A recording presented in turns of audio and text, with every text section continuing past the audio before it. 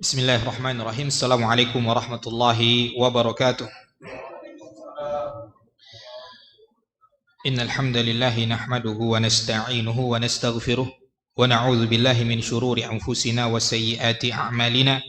May yahdihillahu fala mudilla lahu wa may yudlil fala hadiya lahu.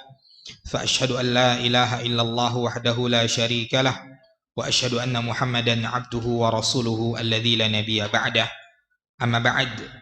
Allahumma alimna ma yanfa'una wanfa'na bima 'allamtana wa zidna ilmah. Allahumma ja'alna mimman yastami'una al-qawla fayattabi'una ahsanah. Bapak Ibu kaum muslimin kaum muslimat rahimani wa rahimakumullah. Alhamdulillah, tak bosan-bosannya kita memuji Allah Subhanahu wa taala dalam setiap keadaan kita. Maka dialah Allah Subhanahu wa taala satu-satunya zat yang berhak untuk kita puja dan kita puji, baik dalam keadaan ketika kita bahagia maupun ketika kita bersedih, baik ketika kita dalam keadaan lapang maupun dalam keadaan sempit, baik ketika kita dalam keadaan mudah maupun dalam keadaan sulit. Maka pada setiap keadaan tidak ada alasan bagi kita untuk tidak memuji Allah Subhanahu wa taala. Segala puji bagi Allah yang kembali mempertemukan kita di rumahnya yang mulia ini dalam rangka untuk bertafaqquh fid din, untuk sebagai usaha kita memahami syariat Allah Subhanahu wa taala yang mulia, untuk berilmu sebelum beramal. Karena pentingnya kedudukan ilmu sebelum amal ini, Imam Al-Bukhari rahimahullahu taala dalam kitab sahihnya sampai membuat sebuah bab yang berisikan tentang hadis-hadis Nabi sallallahu alaihi wasallam yang berkaitan dengan babun al-ilmu qabla al-qawli wal amal, yaitu bab tentang ilmu sebelum berbicara dan beramal. Maka penting bagi kita dalam setiap lini kehidupan kita memiliki ilmu sebelum melakukan hal tersebut, apalagi itu adalah hal yang berkaitan dengan ibadah kita kepada Allah Subhanahu wa ta'ala maupun hal yang berkaitan dengan muamalah kita dengan sesama manusia. Hendaklah kita memiliki ilmunya, karena semuanya telah dijelaskan oleh Rasulullah sallallahu alaihi wasallam dengan sangat jelas, dengan syariat yang sangat gamblang. Bahkan Nabi sallallahu alaihi wasallam mengatakan tentang saking jelasnya syariat yang mulia ini, lailuha kanahariha la yazighu anha illa halik. Malamnya bagaikan siangnya, tidak ada yang melenceng darinya melainkan dia akan celaka. Mudah-mudahan kita tidak termasuk orang-orang yang celaka tersebut, orang-orang yang tidak peduli dengan ilmu sebelum berbicara dan sebelum beramal.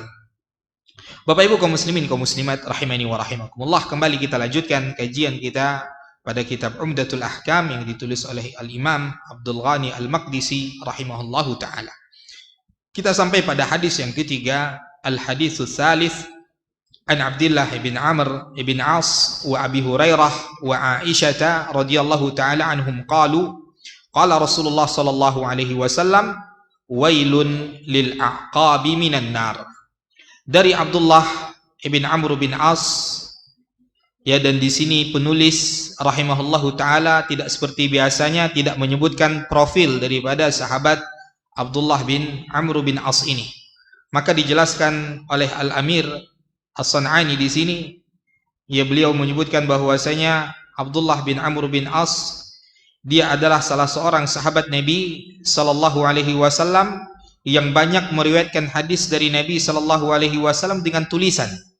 Karena dia meminta izin kepada Nabi alaihi salatu wasallam untuk menulis setiap apa yang dia dengarkan dari Nabi sallallahu alaihi wasallam, karena dia adalah salah seorang sahabat dari segelintir sahabat yang pandai membaca dan menulis pada saat itu. Maka ia diizinkan oleh Nabi sallallahu alaihi wasallam untuk menuliskan hadis-hadis yang ia dengarkan dari Nabi sallallahu alaihi wasallam.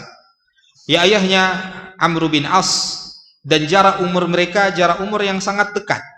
Jarak antara Amr bin As dengan anaknya ini, yaitu Abdullah bin Amr bin As, hanya 13 tahun. Artinya Amr bin As menikah di usianya sekitar 12 tahun. Di usia 13 tahun lahirlah Abdullah ibn Amr ibn As radhiyallahu taala anhu. Ya, ini tentang sahabat Abdullah ibn Amru ibn As radhiyallahu taala anhu. Ya, kemudian Abu Hurairah telah kita sebutkan profil daripada sahabat Abu Hurairah radhiyallahu taala anhu. Kemudian juga diriwayatkan hadis ini oleh Ummul Mukminin Aisyah radhiyallahu taala anha. Ya, Ummul Mukminin Aisyah radhiyallahu taala anha tukanna bi Ummi Abdillah. Dia memiliki nama kunyah dengan Ummu Abdullah. Ya, padahal dia tidak punya anak. Ya, padahal dia tidak punya anak. Maka tidak masalah. Ya, kita yang belum memiliki anak, ya, untuk memiliki nama kunyah. Ya, seperti Ibunda Aisyah Ummul Mukminin radhiyallahu anha, beliau memiliki nama kunyah dan dikenal dengan Ummu Abdillah. Ya, padahal beliau sekali lagi tidak memiliki anak dari Rasulullah sallallahu alaihi wasallam. Dan beliau adalah istri ketiga dari Nabi sallallahu alaihi wasallam setelah Khadijah dan Ibunda Saudah radhiyallahu taala anha. Ya, Nabi sallallahu alaihi wasallam menikah dengan Ibunda Saudah beberapa bulan setelah Ibunda Khadijah radhiyallahu taala anha wafat. Lalu sebelum hijrah Nabi sallallahu alaihi wasallam menikah dengan Ibunda Aisyah radhiyallahu taala anha pada bulan Syawal. Ya, pada tahun 10 kenabian, 3 tahun sebelum Nabi sallallahu alaihi wasallam berhijrah. Ya, wa a'rasa biha fil Madinah. Lalu Nabi sallallahu alaihi wasallam tinggal bersama Ibunda Aisyah radhiyallahu anha serumah baru ketika berada di Madinah pada tahun kedua Hijriah. Ya, menikahnya di usia Ibunda Aisyah 6 tahun, yaitu di tahun 10 kenabian, 3 tahun sebelum hijrah. Ya, baru berumah tangga dengan Nabi sallallahu alaihi wasallam, tinggal bersama Nabi alaihi salatu wasallam. Ya, tatkala setelah perang Badar, ya, maka ia berumah tangga, artinya tinggal serumah dengan Nabi alaihi salatu wasallam. Ya, dan ketika Nabi sallallahu alaihi wasallam wafat, umur Ibunda Aisyah radhiyallahu anha 18 tahun. Ya, umurnya 18 tahun. Kanat faqihatan alimatan fasihatan fadilatan katsirah. Ya, katsiratul hadis. Ya, beliau adalah salah seorang dari para sahabat Nabi sallallahu alaihi wasallam yang faqihah.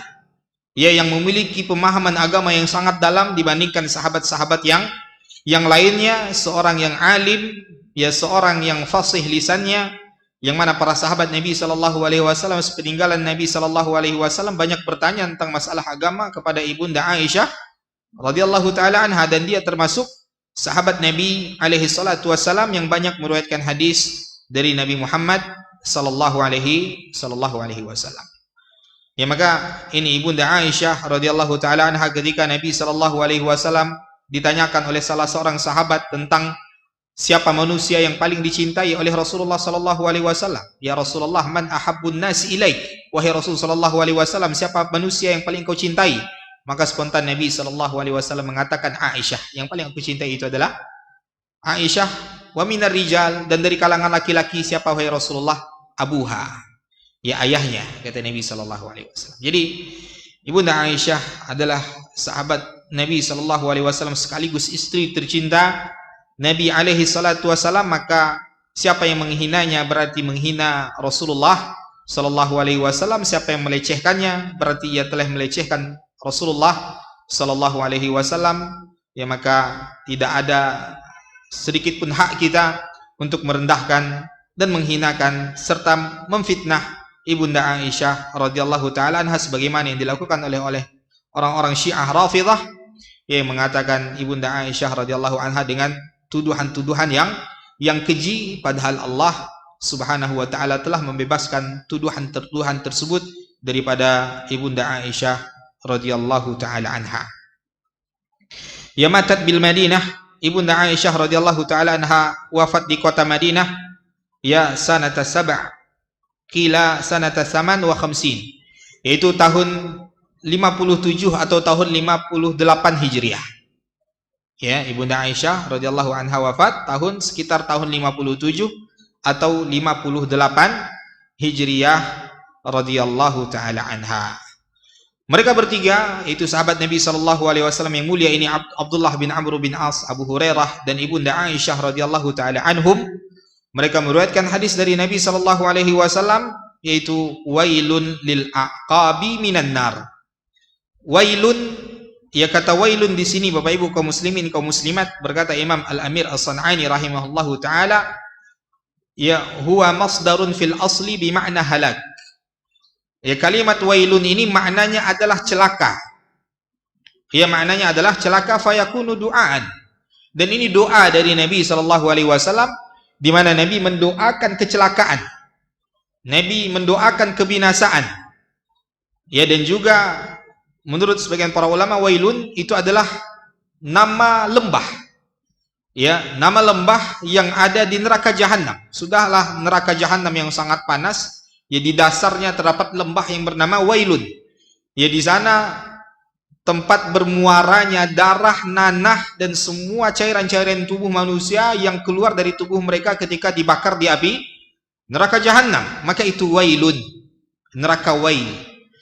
Ya, artinya ini sebuah ya ancaman yang keras dari Nabi alaihi salatu wassalam terhadap apa? Lil aqabi minan nar. Kecelakaan bagi tumit-tumit daripada neraka Allah Subhanahu wa taala.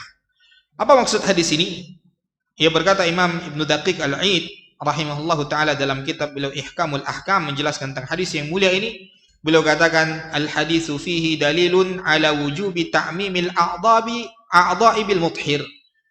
Hadis yang mulia ini terdapat petunjuk dari Nabi sallallahu alaihi wasallam tentang wajibnya membasuh seluruh anggota wudhu secara keseluruhan.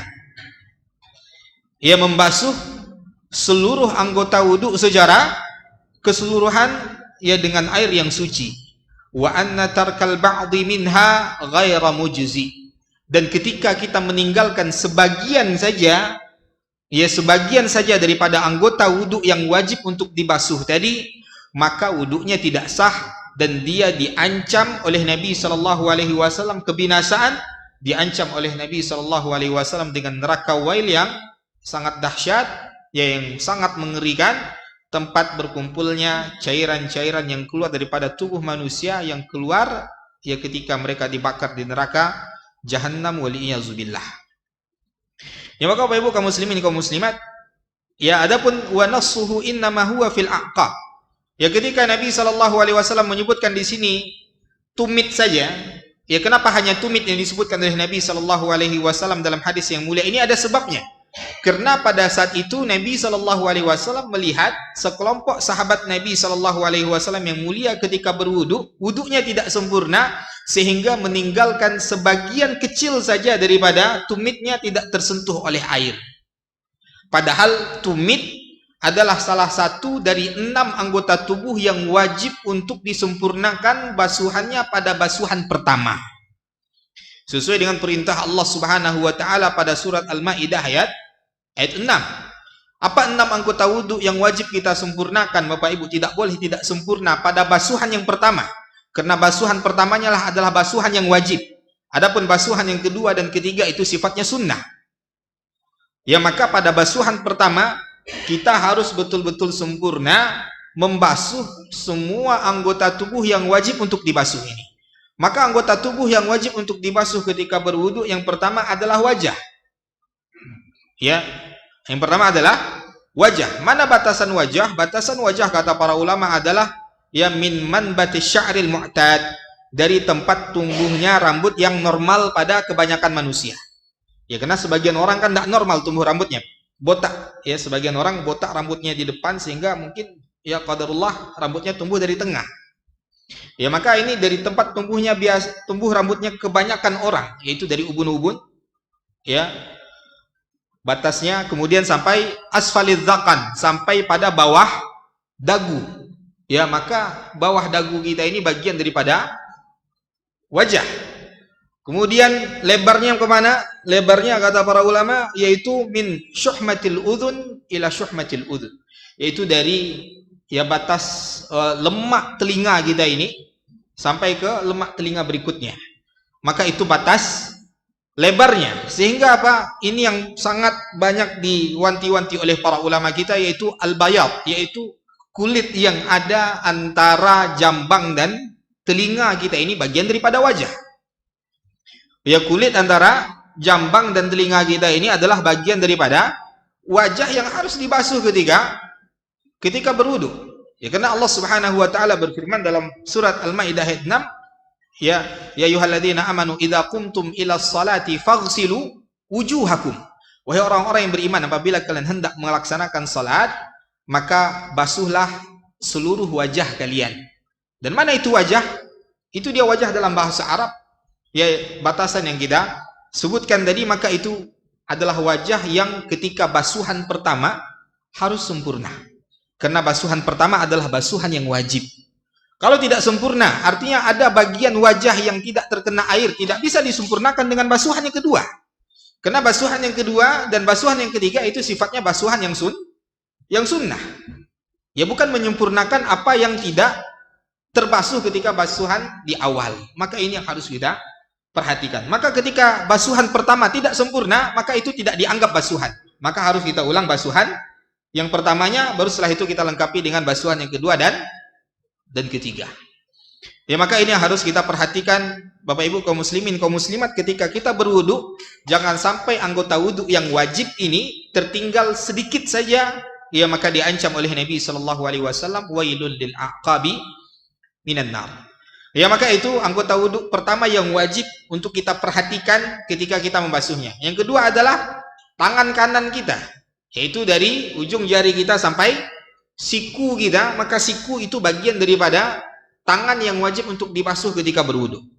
Ya, maka itu bagian yang wajib untuk dibasuh. Maka sunnahnya apa? Dilebihkan. Ya, sunnahnya dilebihkan sampai ke lengan kita. Ya, sampai ke pertengahan lengan kita, maka itu sunnah.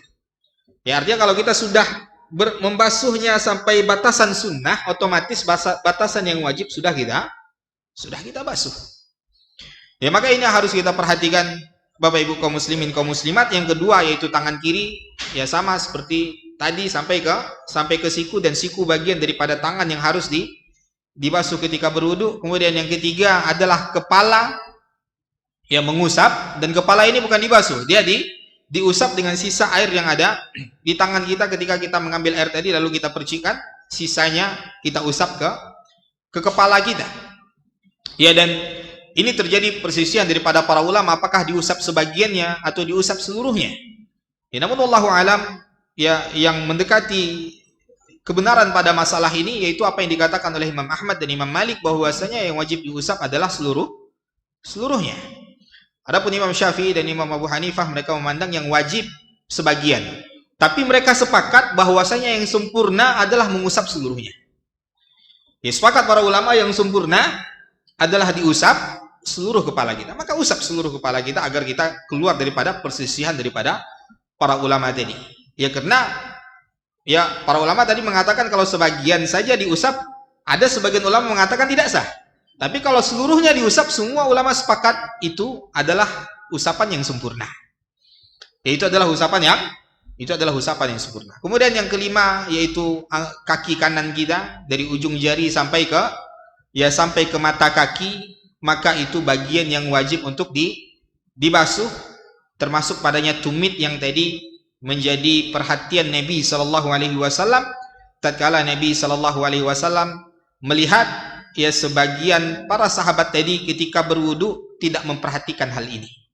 Ya, maka sela-sela jari kita Bapak Ibu, ya kaum muslimin, kaum muslimat, diperhatikan ketika kita berwudu, sela-sela jari tangan, ya sela-sela jari kaki kita, ya, dan juga makanya Nabi Shallallahu Alaihi Wasallam mengatakan di antara bentuk fitrah itu ada 5. Di antaranya apa? Memotong kuku. Di antara hikmah memotong kuku ini apa Bapak Ibu? Ketika kita berwudu, kulit yang ada di bawah kuku kita ini harus terkena air wudu, karena dia bagian luar. Ya, karena dia kulit bagian luar. Ketika kuku kita panjang, maka dikhawatirkan apa? Dikhawatirkan kulit kita ini yang ada di bawah kuku tidak terkena basuhan air ketika kita membasuhnya. Maka tidak ada indahnya ya ketika kita memanjangkan kuku kita. Ya, terlebih lagi ini menyelisihi fitrah yang telah disebutkan oleh Nabi Shallallahu Alaihi Wasallam. Maka fitrah manusia, ya kebersihan manusia itu adalah tatkala diantaranya salah satunya adalah apa? Memotong kuku. Kenapa? Agar ketika kita berwudu, ketika kita bertaharah, ya maka kulit kita ini ya kita basuh dengan ya terkena air pada basuhan yang pertama. Karena dampaknya tadi apa? Masuk pada ancaman Nabi pada hadis ini. Karena ini umum, tidak hanya tumit. Ya ini tidak hanya pada tumit. Hadis ini khusus pada tumit. Kenapa? Karena pada saat itu Nabi melihat tumit itu tidak sempurna. Maka dikiaskan pada semua anggota wudhu. Ketika tidak sempurna basuhannya, maka tidak sah wudhunya. Ketika tidak sah wudhunya pada masalah ini, ya Bapak Ibu, kaum muslimin, kaum muslimat, Nabi SAW bahkan bukan hanya sekedar tidak sah, Nabi mengancam dengan wail, dengan kecelakaan. Ya artinya ini sebuah dosa. Ya ketika kita tidak memperhatikan hal ini ketika kita berwudu. Ya maka ini yang harus menjadi perhatian kita. Maka para ulama juga sangat memberikan kepada kita perhatian dalam masalah ini ketika kita membasuh wajah. Ya perhatikan ya ujung mata kita ini. Ya apalagi kalau misalkan bangun pagi ada kotoran matanya yang bisa mungkin menghalangi air terkena kulit yang ada di bawah kotoran mata tersebut. Ya dan juga kita harus perhatikan ya hal-hal yang menghalangi air untuk sampai ke kulit kita. Harus kita bersihkan sebelum berwudu, bukan ketika berwudu itu dibersihkan. Tapi sebelum berwudu haruslah kita bersihkan benda-benda yang menghalangi air untuk sampai ke permukaan kulit kita. Maka dalam masalah ini para wanita sangat ya ditegaskan jangan memakai kutek. Ya karena itu menghalangi air untuk sampai ke kuku jarinya. Ya dan begitu juga kalau tangan kita misalkan kena tip X, ya kena oli atau cat, ya dan hal-hal yang menghalangi air untuk sampai ke permukaan kulit kita, maka itu harus dibersihkan ya ketika sebelum berwudu, bukan ketika berwudu kita bersihkan. Karena itu airnya tidak akan cukup. Ya, maka bersihkan sebelum berwudu. Harus kita pastikan tidak ada benda yang menghalangi air sampai kepada apa? Permukaan kulit pada anggota tubuh yang wajib dibasuh. 6 ini yang harus kita perhatikan. 6 anggota tubuh ini yang harus betul-betul kita perhatikan. Wajah kita, kedua tangan kita, kemudian kepala kita, dan kedua kaki kita. Ya, maka begitupun dengan minyak rambut.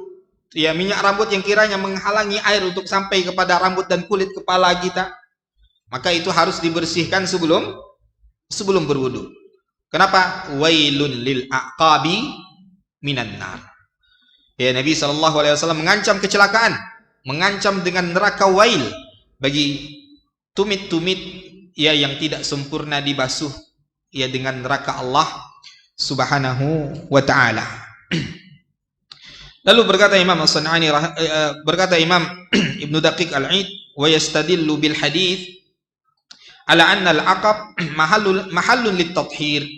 Ya dan dengan hadis ini para ulama berdalilkan bahwasanya tumit itu adalah bagian yang harus dibersihkan ketika membasuh kaki.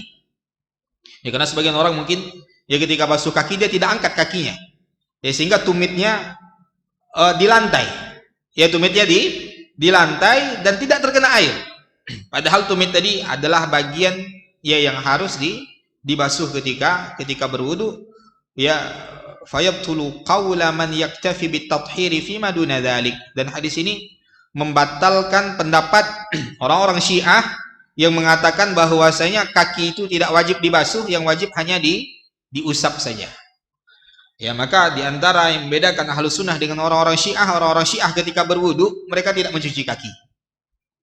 Ya mereka tidak mencuci kaki mereka, tapi mereka usap saja kaki mereka.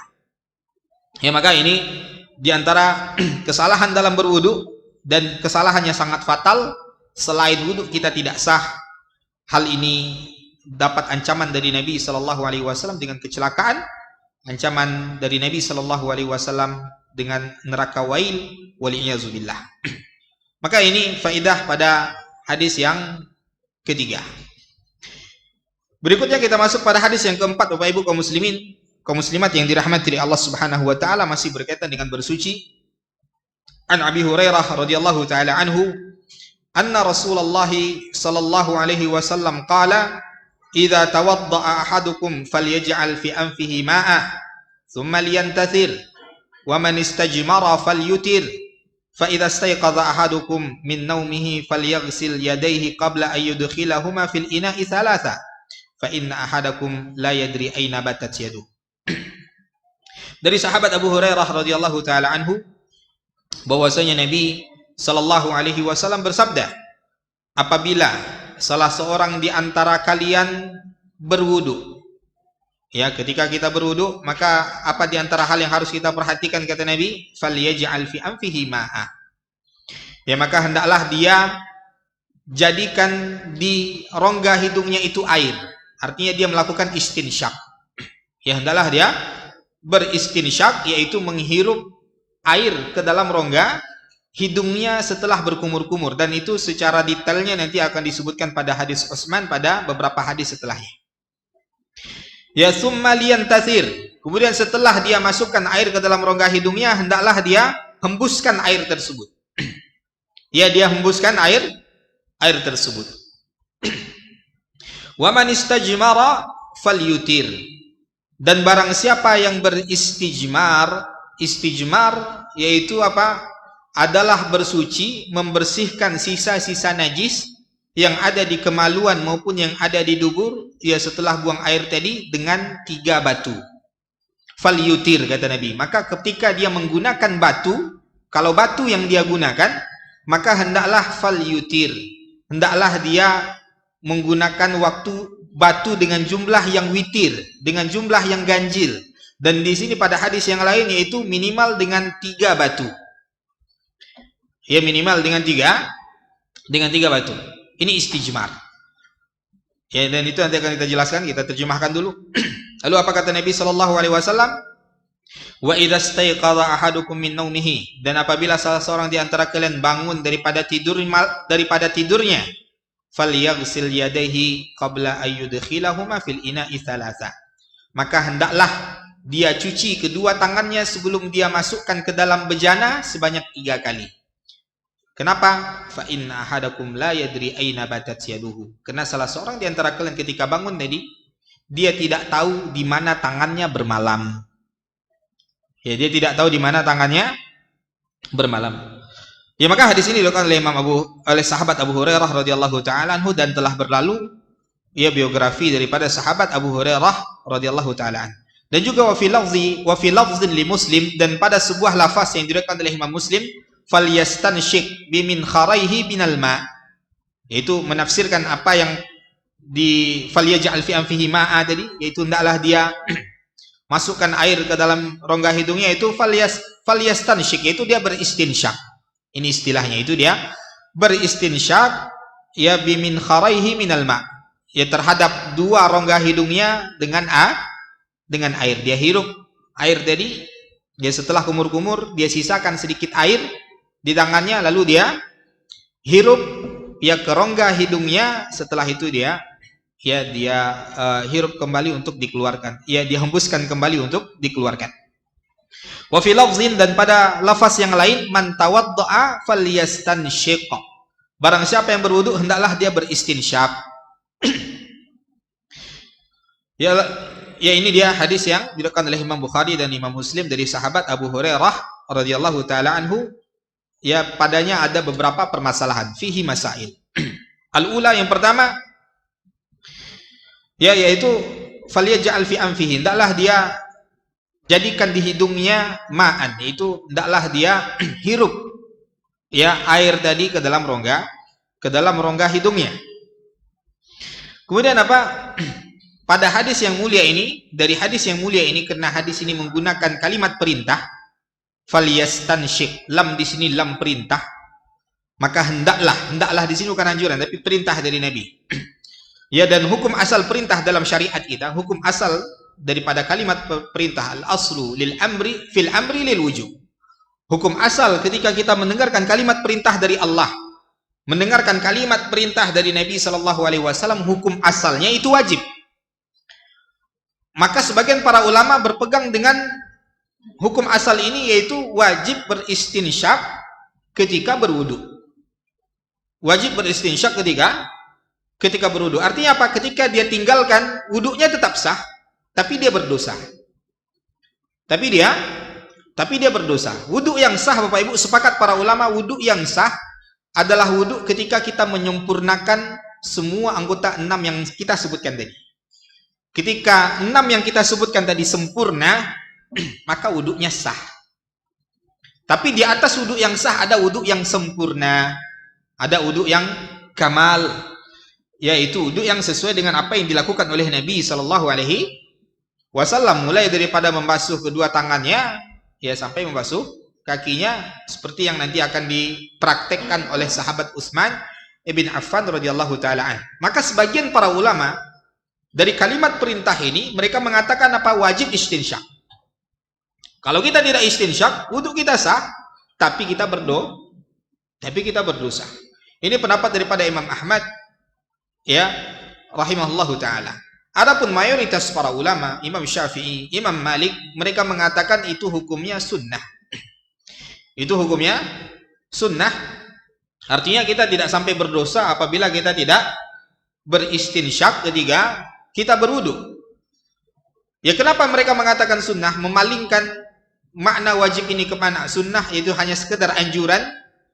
Karena hadis yang lain, terdapat hadis yang lain, ya ketika Nabi Shallallahu Alaihi Wasallam didatangi oleh salah seorang Arab Badui, ya lalu bertanya tentang tata cara wudu, maka Nabi Shallallahu Alaihi Wasallam mengatakan kepada Arab Badui ini hadis yang sahih diriwayatkan oleh Imam Ibnu Majah dan juga diriwayatkan oleh Imam An-Nasa'i, Imam At-Tirmidzi, ya dan para ulama hadis yang lainnya. Ya ketika orang Arab Badui ini bertanya kepada Nabi Shallallahu Alaihi Wasallam tentang bagaimana berwudu, maka Nabi katakan apa? Tawadda kama amarakallah. Berwudulah engkau seperti apa yang Allah perintahkan. Yang Allah perintahkan cuma 6 anggota tubuh tadi dalam surat Al-Maidah ayat 6 tadi. Ya maka dari hadis ini tawadda kama amarakallah itu adalah hal-hal yang betul-betul tidak boleh tertinggal. Ya, hal-hal yang apabila kita meninggalkan sedikit saja bagian daripada anggota tubuh yang wajib untuk dibasuh tadi, maka wudu kita tidak sah.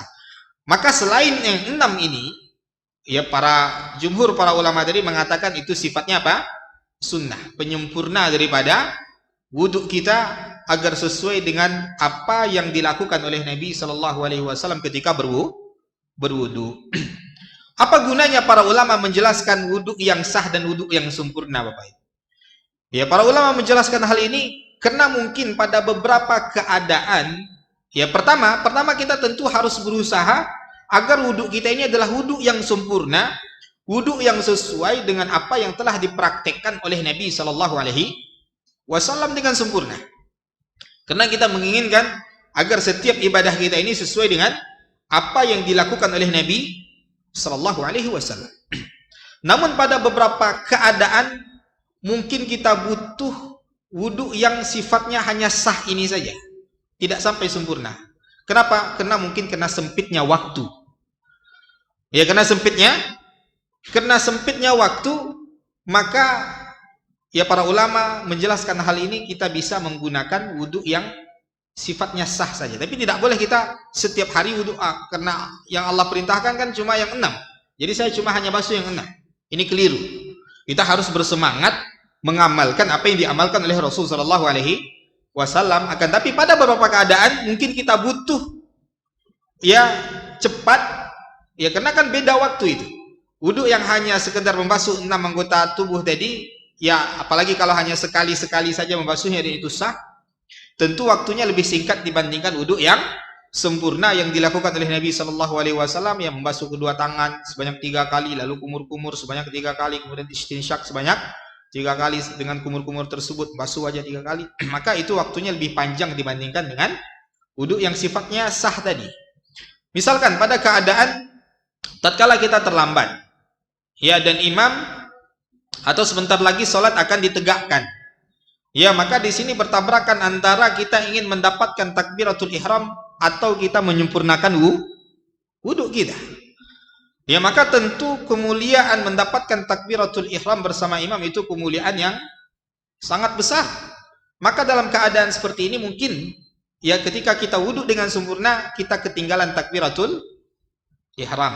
Maka pada saat ini boleh kita berwudhu dengan sifat wudhu yang sifatnya sah saja, agar kita mendapatkan takbiratul ihram bersama imam. Atau ya yang lebih parah dari itu, misalkan kita tertidur dan waktu yang tersisa ketika kita terbangun terhadap sholat yang kita tertidur tadi hanya sedikit, hanya beberapa menit, sehingga kalau kita wudhu dengan wudhu yang sempurna, waktu tadi habis. Ya, sehingga ya kita tidak bisa mengerjakan sholat di sisa waktu yang masih tersisa tadi. Maka kita butuh ya mengamalkan wudhu yang sifatnya sah tadi. Ya, kenapa? Karena lebih mendahului waktu yang sebentar lagi akan habis. Tapi ini tidak dilakukan selalu, Pak. Salah besar sebagian orang mengatakan ketika dia membahas, oh ini kan kumur-kumur cuma sunnah, dia tinggalkan. Salah besar. Karena ketika kita berkumur-kumur tadi dan kita memiliki waktu, ya maka hendaklah kita wudhu dengan sempurna. Karena tentu pahala wudhu yang sempurna dengan wudhu yang sifatnya hanya sah saja, tentu lebih banyak pahala wudhu yang sempurna. Setiap kali dia berkumur-kumur, padanya ada pahala. Ya, setiap kali dia beristinsyak, padanya ada pahala. Ketika dia membasuh anggota tubuhnya tadi 2 kali, 3 kali, maka pahalanya berbeda dengan membasuhnya hanya satu kali. Maka para ulama membahas ini bukan untuk meremehkannya. Ya, tidak seperti yang dipahami oleh sebagian kaum muslimin ketika dia membahas, oh anggota wudhu ini sunnah, yaudah nggak apa-apa, nggak dikerjakan. Salah. Kalau tidak dikerjakan rugi. Ya, apalagi kalau kita dalam keadaan yang memang waktunya lapang. Ya seperti tadi, sehingga kita tidak membutuhkan wudhu yang sifatnya hanya sah saja. Maka ini faedahnya Bapak Ibu, kenapa para ulama menjelaskan ada wudhu yang sah, ada wudhu yang sempurna. Ya maka Bapak Ibu, ya ini tentang faedah yang pertama yang dapat kita ambil daripada hadis Nabi SAW ini, bahwasanya istinsyak wallahu alam menurut mayoritas para ulama itu sifatnya sunnah, karena Nabi mengatakan tawadda' kama amarakallah, berwudulah engkau sebagaimana yang Allah perintahkan kepadamu, dan yang Allah perintahkan hanya 6. Berarti petunjuk Nabi dari selain yang 6 ini ya dibawa oleh jumhur para ulama itu sifatnya adalah sunnah untuk menyempurnakan wudhu kita agar sesuai dengan apa yang diamalkan oleh Nabi Sallallahu Alaihi Wasallam. Karena ketika kita wudhu sesuai dengan apa yang diamalkan oleh Nabi Sallallahu Alaihi Wasallam, seperti yang nanti dipraktekkan oleh Utsman bin Affan. Ya, Utsman selesai mempraktekkan hadis wudhu Nabi Sallallahu Alaihi Wasallam, beliau mengatakan apa? Ra'aitu Rasulullah Sallallahu Alaihi Wasallam tawaddu'a nahwa wudhu'i hadza. Aku melihat Nabi.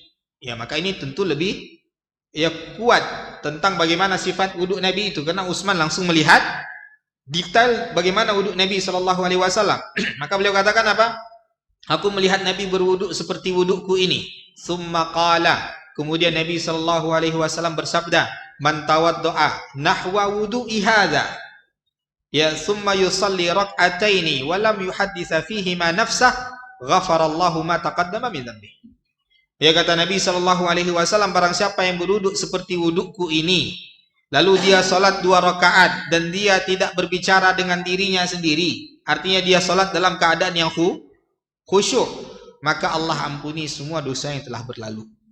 Maka ini keutamaannya hanya pada wudhu yang wudhunya seperti wudhu Nabi Sallallahu Alaihi Wasallam. Artinya wudhu yang sempurna. Kemudian itu Bapak Ibu kaum muslimin kaum muslimat, adapun nanti detailnya akan disebutkan pada hadis Utsman radhiyallahu taala. Lalu faedah berikutnya, wa man istajmara falyutir, dan barang siapa yang beristijmar, yaitu apa itu istijmar? Annal murada bihi isti'malul ahjar fil istitabah. Apa yang dimaksudkan dengan istijmar? Yaitu kita menggunakan batu tatkala beristinja tadi. Ya, tatkala selesai buang air besar, selesai buang air kecil, maka di antara syariatnya menggunakan batu. Di sini Bapak Ibu para ulama membahas tingkatan istinja. Ya, tingkatan istinja setidaknya ada 3 tingkatan. Tingkatan pertama, dan itu adalah tingkatan yang paling sempurna, yaitu menggabungkan antara istijmar, menggabungkan antara batu dan air. Ya, menggabungkan antara batu dan air. Ini mungkin hampir tidak ada yang melakukannya saat ini. Tapi ini yang paling sempurna. Itu apa? Setelah BAB tadi atau setelah BAK tadi, kita bersihkan sisa najisnya dengan batu terlebih dahulu. Pastikan itu batu. Ya, itu batu, bukan semen. Ya, bukan tanah. Tapi batu, apalagi kotoran. Ya, bukan kotoran, tapi batu. Ya, memang batu, lalu ya diambil 3 batu atau batu yang memiliki 3 sudut. Ya, lalu apa? Bersihkan sisa kotoran tadi, sisa najis tadi dengan batu. Kemudian yang masih lengket, karena tidak semuanya pasti terangkat dengan batu tadi, pasti ada sisa-sisa yang lengket. Dan sisa-sisa yang lengket tadi dibersihkan dengan air, maka ini istinja yang paling sempurna. Maka ini tingkatan istinja yang paling sempurna. Tingkatan berikutnya adalah yang mayoritas kita melakukannya, yaitu menggunakan air saja tanpa menggunakan batu. Dan yang paling bawah adalah menggunakan batu atau yang sejenis dengannya. Atau yang sejenis dengannya. Maka yang sejenis dengannya ini disebutkan oleh para ulama, syaratnya setidaknya ada beberapa syarat. Yang pertama, dia harus benda yang keras. Artinya dia harus benda yang sifatnya memang bisa mengangkat najis tadi, bisa lengket najis pada benda tadi. Ya, seperti apa? Seperti tisu. Ya, maka tisu itu mirip dengan batu. Ya, maka boleh dengan tisu ini, tapi ketika betul-betul tidak ada air. Jangan itu dijadikan yang paling utama. Karena air masih banyak. Karena Allah masih berikan kepada kita kemudahan ya untuk mendapatkan air. Maka sifatnya itu dia harus benda mati yang sifatnya keras. Ya, kemudian apa? Dia bisa mengangkat najis tadi, artinya najis tadi menempel pada benda tadi ketika ya kita bersihkan di sisa-sisa kemaluan kita tadi. Ya, kemudian dia adalah benda yang suci. Dia benda yang suci, tidak boleh benda yang najis. Ya, seperti kotoran yang mengering. Ya, kotoran yang mengering itu tidak boleh digunakan. Maka ini Bapak Ibu kaum muslimin, kaum muslimat yang dimuliakan oleh Allah Subhanahu wa taala, ya, yang berkaitan dengan istijmar ini. Ya, waman istajmara falyutir. Barang siapa yang beristijmar, yaitu dia menggunakan batu atau yang sejenisnya ketika membasuh sisa-sisa najis yang ada di kemaluannya, hendaklah dia basuh dengan jumlah yang ganjil, dan itu minimal 3. Minimal 3 butir atau 3 helai kalau menggunakan tisu tadi. Adapun kalau masih tersisa, itu dimaafkan. Itu dimaafkan karena memang Nabi mensyariatkan boleh dengan batu, dan dengan batu tadi tidak mungkin bersih seperti ketika kita membersihkannya dengan air. Maka sekali lagi itu pilihan terakhir Bapak Ibu. Ya, itu pilihan terakhir ketika memang tidak ada air. Ya, maka kita sangat sayangkan ya pada toilet-toilet umum pada hari ini, terutama ya di bandara-bandara misalkan, ya, atau pada tempat-tempat yang lain yang mereka tidak menggunakan air. Ya, tidak menggunakan air, maka kita sangat sayangkan, padahal istijmar ini pilihan terakhir. Ini pilihan terakhir kalau memang sulit untuk mendapatkan air. Sudah masuk isya, Pak? Baik, kita azan dulu Bapak Ibu. Wassallallahu ala nabiyina Muhammad wa ala alihi wa sahbihi wasallam. Alhamdulillah wassalatu wassalamu ala Rasulillah wa ala alihi wa ashabihi wa man walah ma ba'd. Baik, itu Bapak Ibu kaum muslimin kaum muslimat yang dirahmati Allah Subhanahu wa taala. Berikutnya ya faedah daripada hadis yang mulia ini, ya, pada bagian yang terakhir, itu dhahaba ba'dhum ila wujubi ghuslil yadain qabla idkhalihima fil ina. Ya, sebagian para ulama mengatakan apa? Wajib bagi kita untuk membasuh tangan, ya, kedua tangan kita sebelum kita masukkan ke dalam bejana. Ya, sebelum kita masukkan ke dalam bejana ketika kita hendak berwudu. Ya, dan ini sangat ditegaskan ketika kita baru bangun tidur daripada tidur malam. Ya, ketika kita baru bangun tidur daripada tidur malam. Kenapa? Karena kata Nabi, fa inna ahadakum la yadri aina batat yaduhu. Karena kalian tidak tahu di mana tangan kalian ini bermalam.